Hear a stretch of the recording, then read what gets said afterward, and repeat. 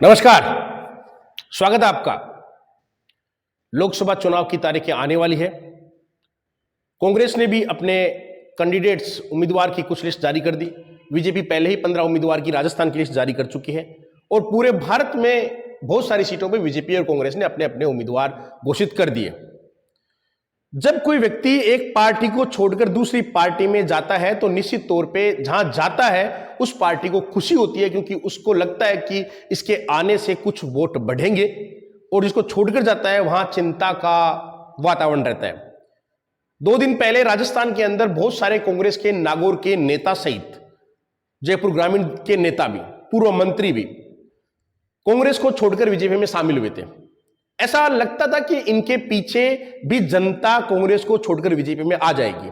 तो सबसे बड़ा प्रश्न है कि जब कोई नेता अपनी पार्टी को छोड़ता है, दूसरी पार्टी में जाता है, तो क्या लोकल ग्राउंड पे भी वही सिनेरियो रहता है कि वहां के वोटर्स उस नेता के साथ कुछ हद तक, मैं पूरे 100% नहीं कहूंगा, चले जाते हैं, या फिर पार्टी का कैडर वोट बैंक, जो पार्टी का मूल वोट बैंक है, वो पार्टी के साथ रहता है? ये बहुत बड़ा प्रश्न है। जो भक्त लोग हैं, चाहे कांग्रेस के हो चाहे बीजेपी के हो, जब उनको यह कहा जाएगा कि कांग्रेस के बहुत सारे लोगों ने कांग्रेस छोड़कर बीजेपी ज्वाइन की, तब हो सकता है कुछ कहे कि वोट बैंक जाएंगे, कुछ नहीं जाएंगे। लेकिन उन्हीं के विरोधी को जब यह कहा जाएगा कि राहुल कस्वा ने बीजेपी छोड़कर कांग्रेस ज्वाइन किया, तो क्या उनके वोटर जाएंगे? तब उनका उत्तर अलग होगा। यानी उनका पढ़ने का, देखने का, सुनने का नजरिया अपने हिसाब से, स्वयं विवेक से है। व्यक्ति अपनी बुद्धिमत्ता का जो लेवल होता है उसके हिसाब से ही परीक्षण करता है और अंधभक्त की तरह अपने एक व्यक्ति विशेष के पीछे लग जाता है, चाहे वो कांग्रेस की बात करो या बीजेपी की बात करो। यहां पे मैं आपके साथ बात कर रहा हूं चूरू हॉट सीट, जहां से राहुल कस्वा 2 बार के सांसद थे। हाल ही में उन्होंने कांग्रेस ज्वाइन कर ली और कांग्रेस के ज्वाइन करते ही दूसरे दिन कांग्रेस पार्टी ने उनको टिकट दे दिया। राजनीतिक हलकों में चर्चा है कि कांग्रेस के पास चूरू के अंदर कोई सुदृढ़, सुयोग्य उम्मीदवार नहीं था, इसीलिए विगत कई लोकसभा चुनाव में चूरू लोकसभा चुनाव पार्टी हार रही थी।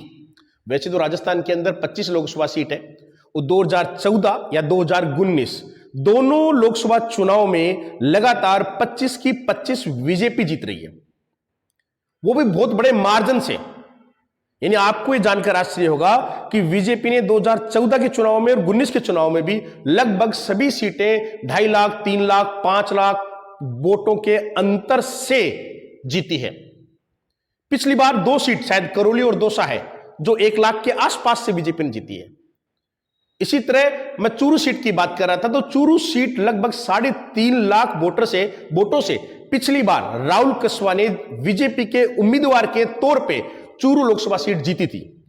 तो क्या हम यह मान के चले कि राहुल कस्वा जी के कांग्रेस में जाने से वो 3.5 लाख वोट भी कांग्रेस में कन्वर्ट हो जाएंगे, बदल जाएंगे या चले जाएंगे? या फिर मैं यूं कहूं कि नेता के जाने से वोटर पार्टी के साथ होते हैं, नेता के साथ नहीं जाते। और यहां एक तीसरा फैक्टर भी काम करता है, वो है जाति का फैक्टर। चूरू के अंदर बीजेपी की तरफ से देवेंद्र झाझड़िया उम्मीदवार है।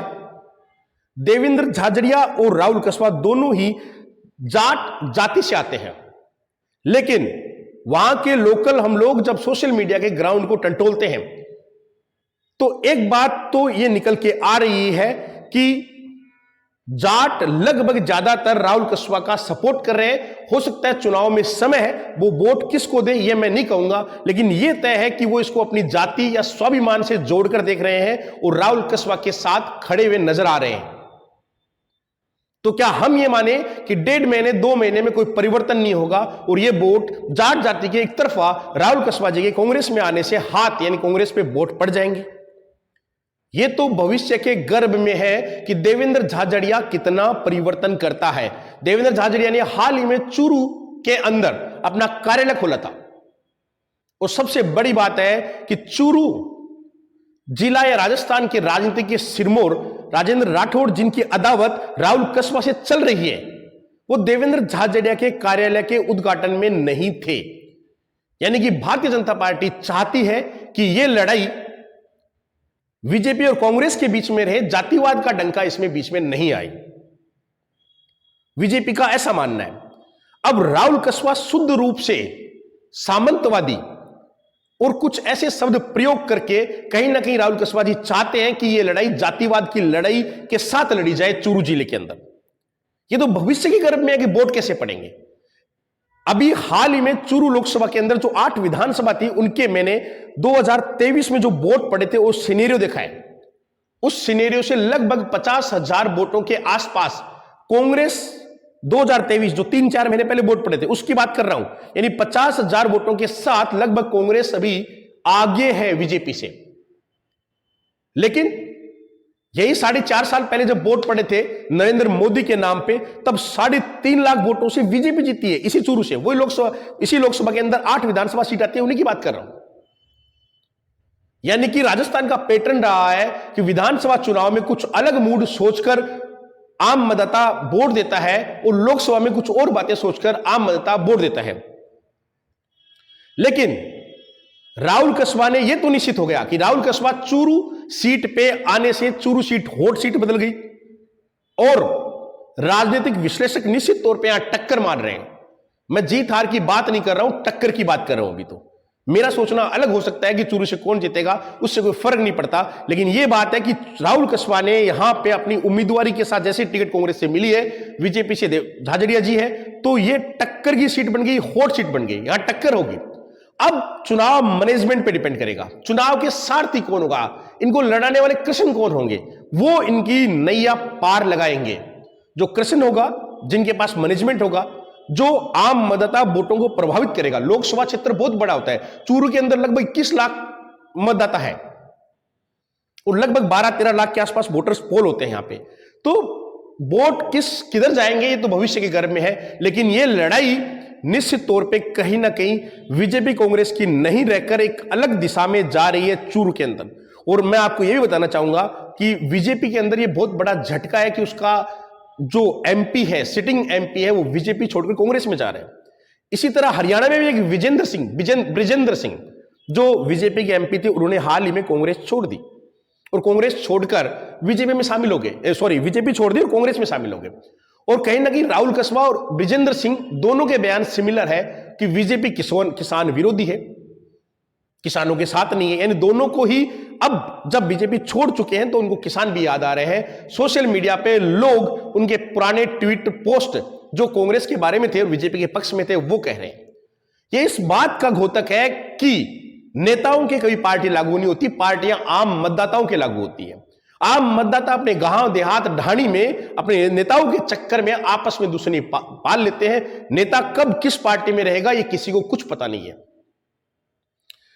इसी तरह जो चूरू लोकसभा क्षेत्र है, चूरू लोकसभा क्षेत्र के अंदर दो मैं कहूंगा बहुजन समाज पार्टी एक राजगढ़ से जीत के आती है, उसके अलग वोट से वो वोट कहां जाएंगे। जो बहुजन समाज पार्टी को राजगढ़ के अंदर वोट मिले हैं वो वोट कांग्रेस के उम्मीदवार राहुल कुशवाहा को मिलेंगे या फिर देवेंद्र झाझड़िया जो बीजेपी के उम्मीदवार है उसको मिलेंगे। ये भी देखना बहुत जरूरी है, क्योंकि इतने वोटों का स्विम होना, एक तरफ जाना, किस तरफ जाएगा। अगर ये बीजेपी की तरफ से चले गए तो कोई बहुत बड़ी बात नहीं है। राहुल कुशवाहा अपनी कॉन्स्टिट्यूंसी यानी राजगढ़ से भी पीछे रह सकते हैं। हाँ, अगर उनमें से ज्यादातर वोट राहुल कुशवाहा की तरफ चले गए, जो कि जानने की संभावना कम है, क्योंकि वहां की लड़ाई, वहां का लोकल लेवल का ग्राउंड भी यही है। इसी तरह से कॉमरेड है बलराम पूनिया, उन्होंने भी काफी वोट लिए।